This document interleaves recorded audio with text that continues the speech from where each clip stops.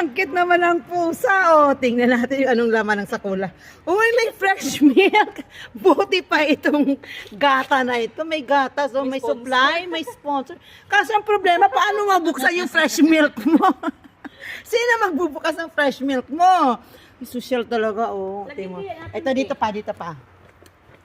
Ah, nandito pa rin yung kanyang kitchen. O, buti pa itong, ang kanyang tubig fresh, fresh water din. Ang galing naman. Uy, naglabasan na, Joy! Baka sabi niya, ba't mo ginalaw yan? Sana all. Ayan si Joy, binuksan na yung supply niyang fresh milk. Ako lang pusa. Grabe. Hindi ma-open niya eh. Tingnan mo. Sponsor by? Tingnan mo ang expiration, hindi pa expired. Expired, sa 21 pati. Ay, grabe. Iba talaga itong mga pusa dito. Alagang gatas.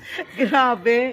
O, ayan. Buti pang pusa naka-fresh milk. Sana all. Sana all. Lagi nga na yung isa Wag na. Sabay. Pupunta din yan. Oh.